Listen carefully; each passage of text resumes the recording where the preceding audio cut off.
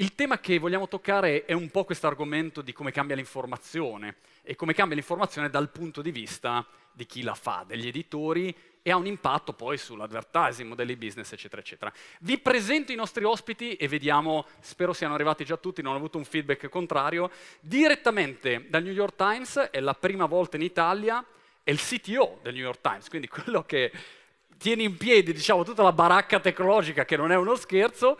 Abbiamo qui con noi Nick Rockwell.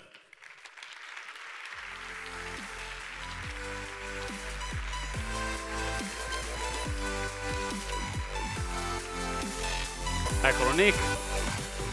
Hello Nick, welcome in Milan. How are you? You all right? Have a seat. So is the first time in Milan for you? It's not my first time, no. It's not the first time, okay. Yes, not my first time. All right. Several times. Very good, very good. How is this Trump situation? Can you speak about it? I'm joking. I cannot speak about it. I couldn't resist. I have no words. Okay. No more words. Prossimo ospite. La tavola rotonda sarà in inglese, vi presento gli ospiti in italiano e poi switchiamo in inglese. I'll just present in Italian, then we'll switch in English, of course. Prossimo ospite è il presidente di Le Monde Publicité, Laurence Bonicalsi-Bridier. Un applauso, grazie.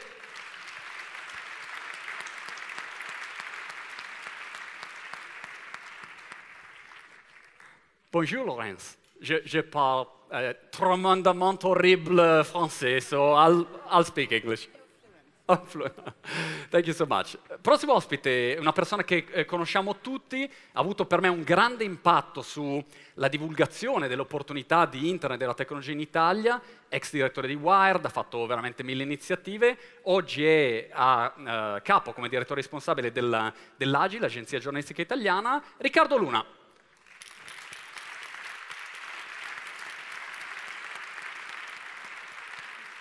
Ecco Riccardo, benvenuto, eccoci qua. Prossimo ospite è segue tutta la divisione digitale del gruppo editoriale L'Espresso, l'abbiamo già visto in un paio di seminar, Massimo Russo. Eccoci Massimo, benvenuto, Massimo, accomodati. E poi due ospiti per chiudere, Andrea Cabrini, direttore di Class CNBC e Class Life, un benvenuto anche Andrea. Ciao Andrea, benvenuto. E il mobile editor del Corriere della Sera, Marco Castelnuovo. Ciao Marco, accomodati qui vicino a me. So, here we are.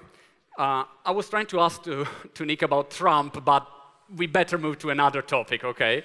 We'll keep Trump for another time.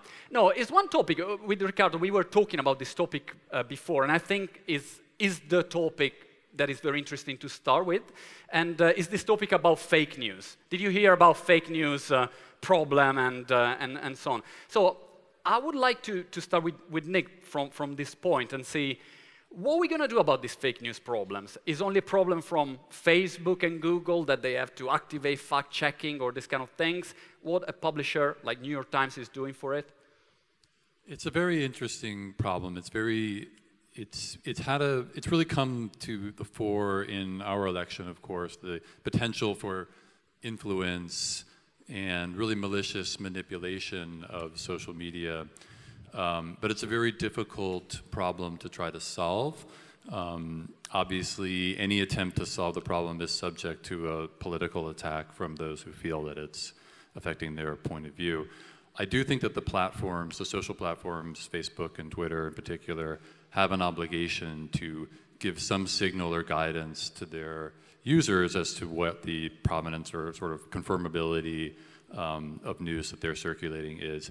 I think that we at the Times also have a role to play in that we have an interest in bringing an objective point of view and in attempting to authenticate news, and obviously we're very rigorous about it ourselves, so we're still trying to determine what our best response is, but I think we do have a role to play in solving this problem.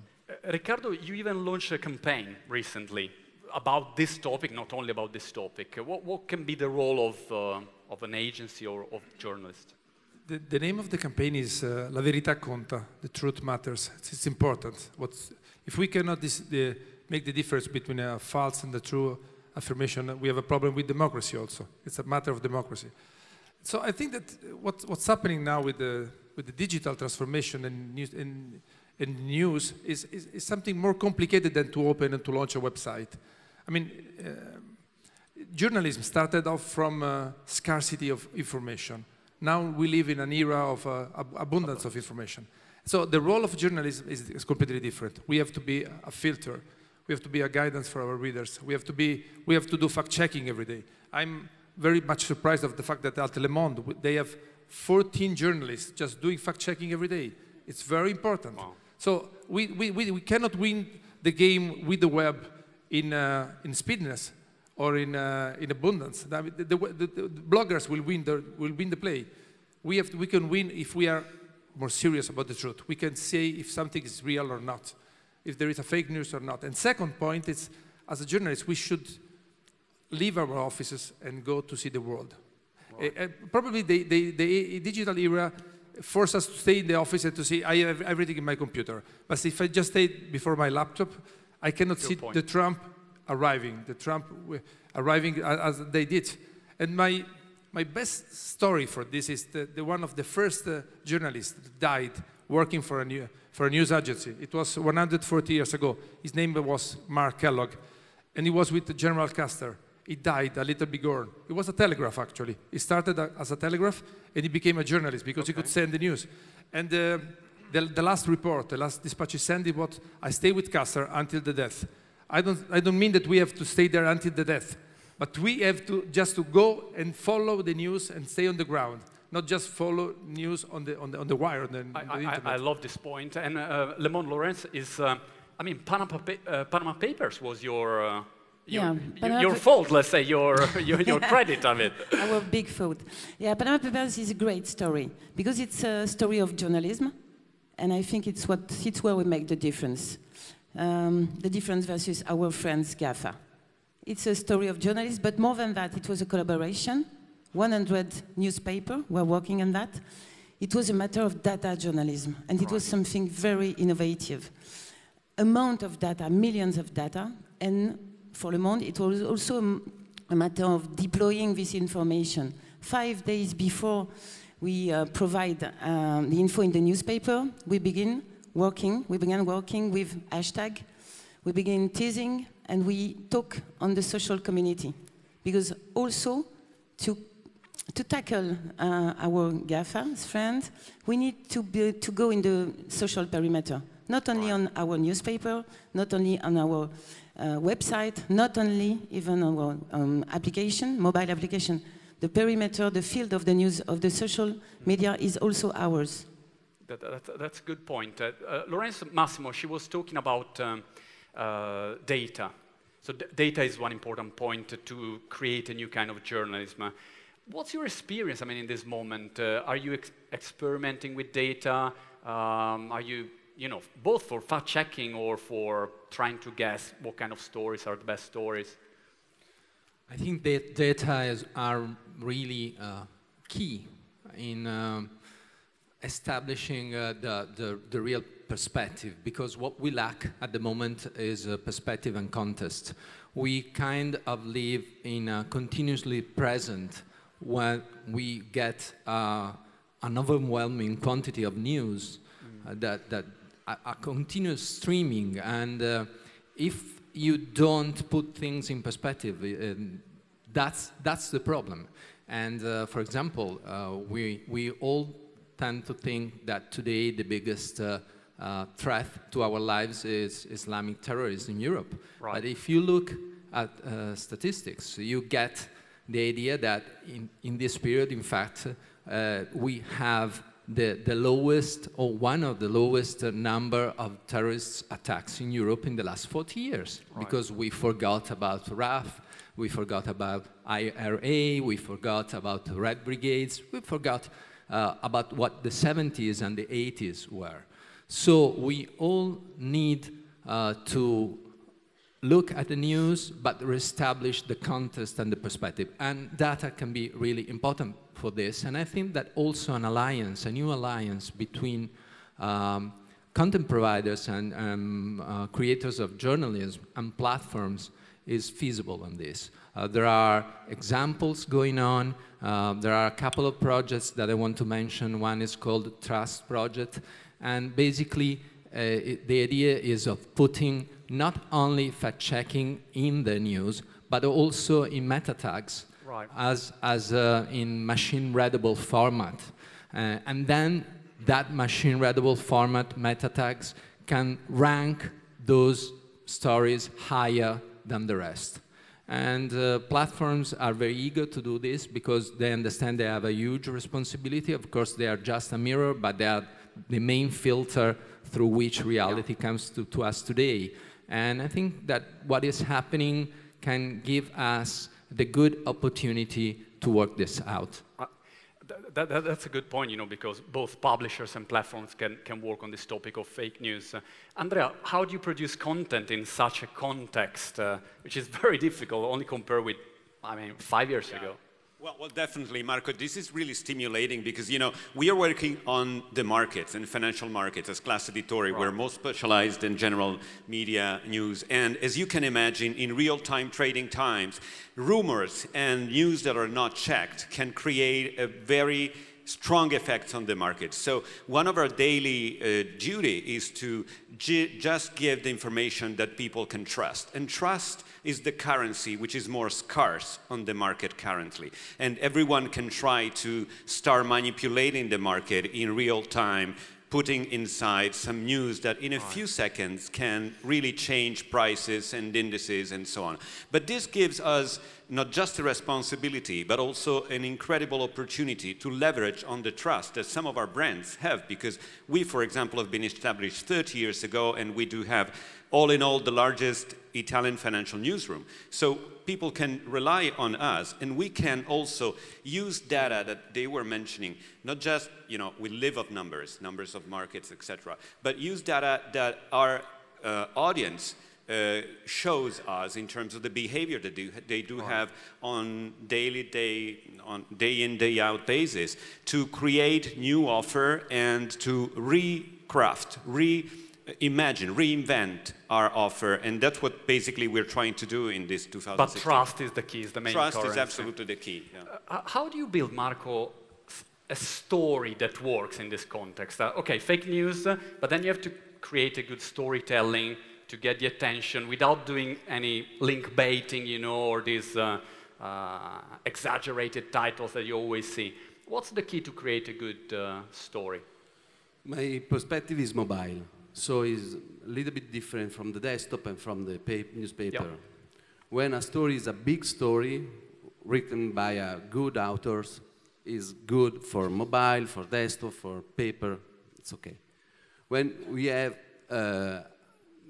on the social media, on the fake news, I read an analysis on Trump about we, journalists, took Trump literally and never seriously. I think that it's not a problem of fact-checking, but it's a problem of the serious newspaper, l'autorevolezza, in English. The authority, yeah. Trust. And this is the problem for our newspapers and for the journalism in general. The problem is the trust.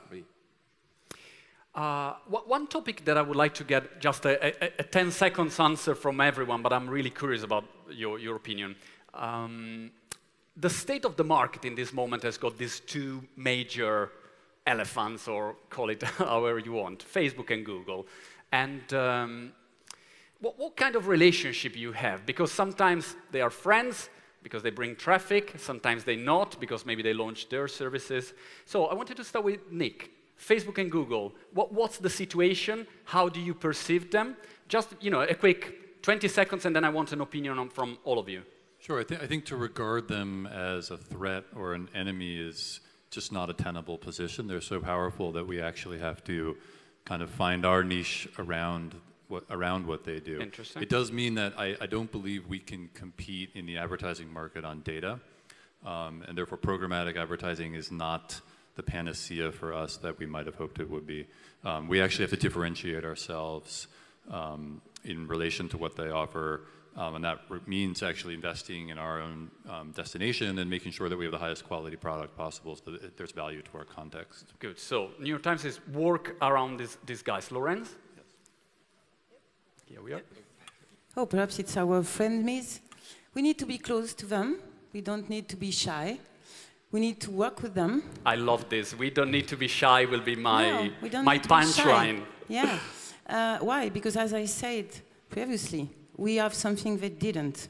We have very, very strong redaction, journalism, and we make the difference on that. We have content. We have premium content. But we need techno.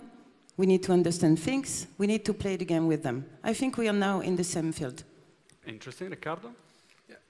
I think we're not shy anymore in Italy with Facebook and Google, but the matter is that probably if Donald Trump can win the race for the White House also because of the fake news, probably they are a publishing company. But as a publishing company, they're not just a platform, they're not just technology. And so they should be more responsible for what people share. And it's a matter of also design of the technology, because people usually share things without reading the article. Just they read the title and they share things. Right. And probably they share, bullshit sometimes. Right. So probably the design of the platform should be different, also to give more relevance to real news, to real sources, to reliable sources. And second, yeah, I think this is the point. They should take an official role. It's much more complicated. It's much easier to say I'm neutral, I'm just a platform, I just want to connect people. But connecting people can have a really better output. Probably you should be more responsible for what you do. And also, I mean, Facebook and Google, they can say they are a technology platform, but in the moment that, you know, they show you a certain feed, they are a publisher. I mean, I don't know how you think, but probably is. So Facebook and Google, enemies or allies, or how do you perceive them? Marco, you showed a survey before, and the vast majority here in the room, before even having a coffee in the morning, they start connecting with their social media and social networks. So how can we ignore this? And as traditional media, we have to face the fact that 1 every 2 people in the audience, they get their information in the US, but also in Italy, from the social network and social media. My point is that, yes, they might be frenemies, as Sir Martin Sorrell used to say. So they're friends because we can connect with people that otherwise would never come to our properties. But at the same time, they're, in a sense, also enemies because they eat on the same plate. I mean, and they use a lot of contents that are created, sustaining costs from traditional publishing houses. So there's a problem of symmetry. And, you know, there's a long-standing debate between Google and, you know, how much should they recognize to traditional editors and so on. So I think that in the end, this point remains open and that it will need to reestablish kind of an equilibrium. To balance it. Massimo, you started to work, I mean, instant articles, maybe you were one of the first one to... We were both on instant articles and on AMPs. Because basically, I think that the ancient value chain, and I tell this to everybody because we as a journalist are to blame on this because we have been very slow in understanding this, but also advertisers have been really, really slow in understanding this. And basically, the ancient value chain is disrupted and it won't come back. We won't get up one day finding that the old world is in place again. So we have to come to terms with reality, and platforms are where most of the people are today. They are basically a giant mirror. Of course, they have responsibility, and they have to take responsibility as publishers as well. But if we don't like the image that the mirror reflects, I don't think it's a good idea to break that mirror. Maybe we can do something to change that image. So we have to be there. We have to strongly understand what's going on there. Experiment a lot. We are experimenting with native videos and live coverage on Facebook, and we found that to be a really powerful way to reach people.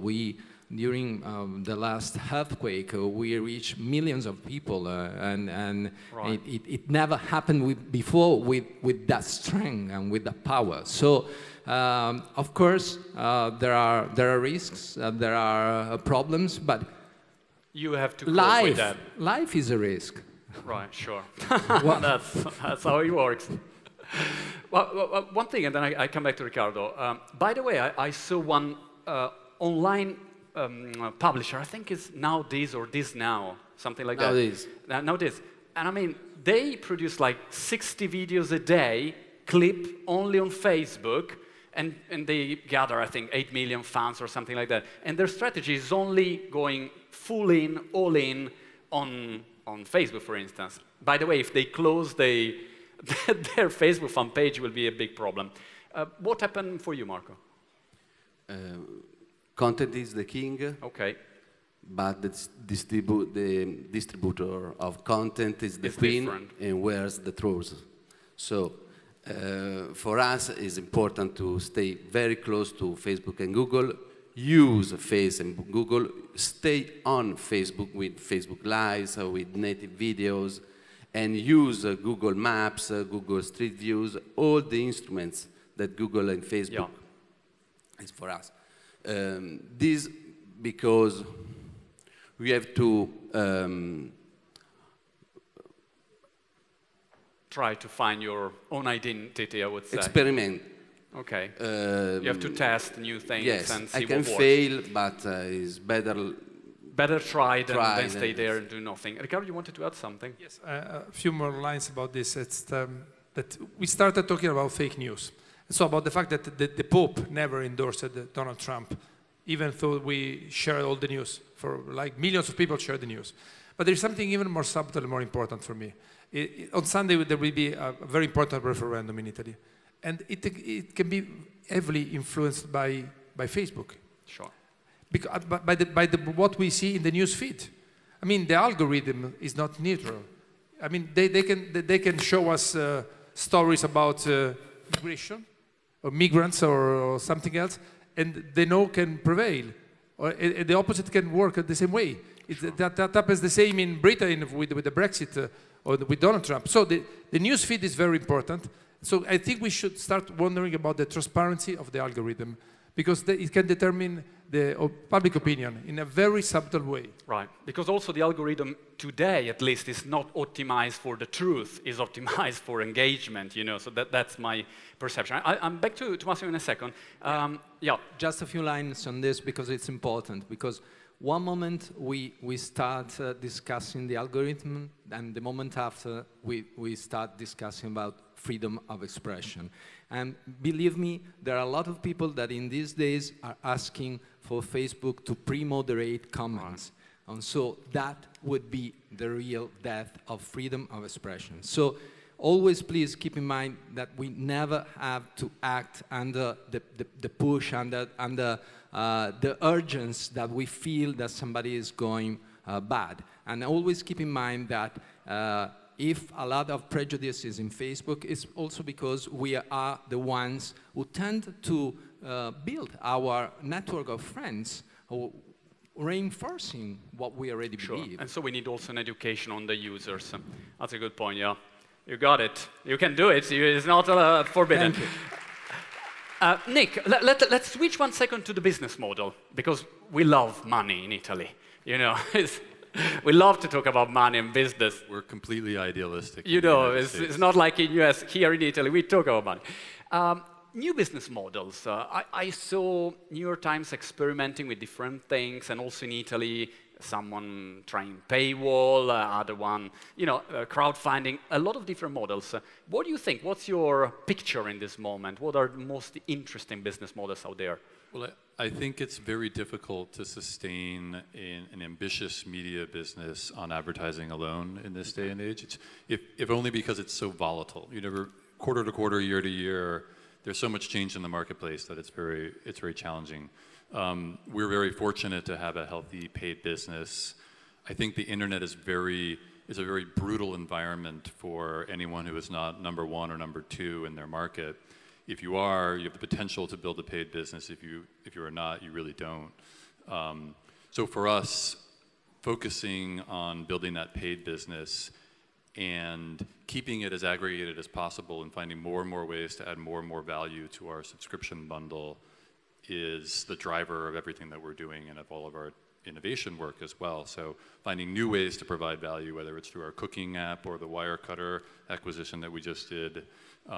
We want to combine and lump as much into this kind of must-have bundle, and that's the way that we can see our business work in the future.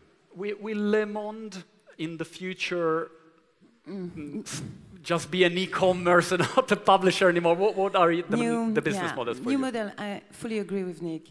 We cannot just stay on the ad standpoint. It's no more possible. So we work a lot, and we're close, really close to succeed on the challenge of paid content. Okay, we have a lot of online subscribers, of digital reader. It's very new for us, and it's a success. The second way of doing new model and reaching new audience is live event in the real life. So we go back in the street, we are Le Monde, and we organize event, cultural, politic, lot of events with a model with tickets. We sold tickets, 20,000 tickets for Le Monde Festival, which is a huge event, but also sponsorship, very elaborate sponsorship with Google, with L'Oréal, with Orange. And the last one is something mixed between the ad and partnership with Snapchat, which is our new test. Interesting. And we share with them revenues. So we test, as you see, we test several things, but and we are obliged to. But it's nice to be obliged, because when we were so precious, so in a very nice position, perhaps we were not playing as much as we need innovation. It's very interesting that you've been talking about events, because Riccardo, I mean, with Maker Faire was a huge success. Wired, the Wired Next Fest, it was also, for both of us, a very interesting, I think, successful experience with events. So different things that you can try. I think there are many more opportunities than before now. The real key point is to have a strong brand. And if journalists come back to real journalism, they have a strong brand. And starting from there, they can decline the brand in many different fields, and to monetize in different fields. For instance, La Repubblica delle Idee, which is a big festival for La Repubblica, it's a big, now it's not my role anymore, but I've been involved for 5 years. It's a big revenue, as a strong business model for them. And it's also a way to communicate, to create a community of readers around the brand. So it's very important. Andrea, I want to switch quickly to another topic that I'm very passionate about. Tomorrow we talk a lot about future, virtual reality, new interfaces with the Minority Report, Inventor, the technology. What can a publisher do today with all these new gadgets and tools and things? Are you working on something, some virtual reality streaming, or any ideas there? Well, there are limited possibilities to take it right, but also to take it wrong. So we are really cautious, and we start thinking ahead of doing things. And one of the most interesting experiences we're launching is, as you probably know, we do have these huge networks of screens in the airports, in the buses, and in the stations. So we do have this moving TV. We call it moving TV. Okay. And with the geofencing technique, we are starting to remarketing people that are exposed to the messages in front of these screens with individual messages directed personally to them. And this is starting to work, and this is a test period, but this is one of the innovation we are trying to run in 2016, 2017. So right, looking ahead, basically we're switching model for, traditional sales of space to creating values from the profile of the audience and their behavior, creating more intense partnership with brands and allowing them to connect with basically the most powerful audience in the market, because we talk to the, the wealthiest, the upper class, and the up and fast, as they used to call it. Yeah. Massimo, any interesting projects that you're working on related with new technologies? At the moment we are At the moment we are experimenting a lot with audio bots and with audio assistants. Okay. And I think that this will be the next disruption. And the funny thing is that it will disrupt not only the way we consume news and we relate with content, but also the business model. I think that when we had the paper, then we came to the desktop, and that was a disruption. Then from the desktop to this one, it was another disruption, because no more banners here, but just other kind of advertising. And now, if you imagine an audio interaction between you and between all of us and the machines, how is it going to be? How is it the revenue stream going to work on that? So this is going to be our next concern. I go to Marco with one topic. We just have 1 minute, but I wanted to have one keyword from each of you that describes, in your opinion, that better describe the journalist or the publisher of the future. So just one keyword that you think, okay, in the next 5 years or 3 months, because the future now is so, in the next 5 years, this is the keyword that every publisher, you know, that is very important, one of the fundamental keywords, if anyone. That was not prepared like the other questions, so I don't know. Good luck with that. Who want to start? Okay. A good applause to Lawrence. You see immediately the Le Monde is there. Let's try.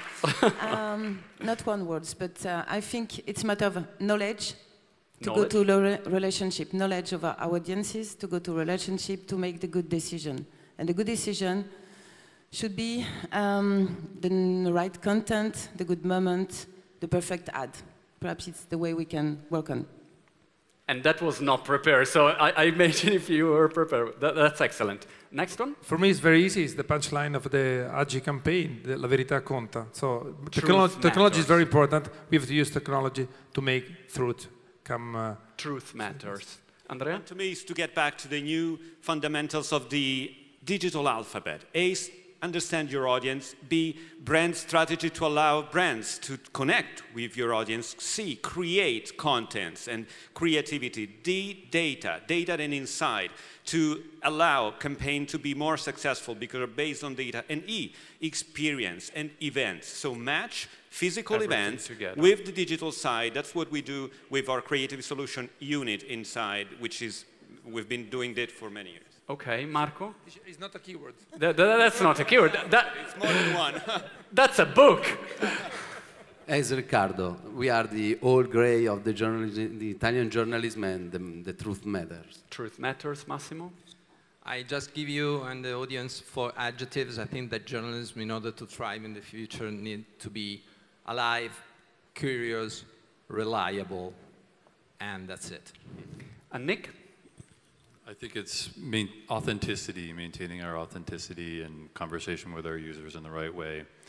And also understanding that there's no such thing as a publisher anymore. We're media companies. We have to reach our audience in every medium available to us. I love it. Thank you so much to our guests. It was really fantastic speakers.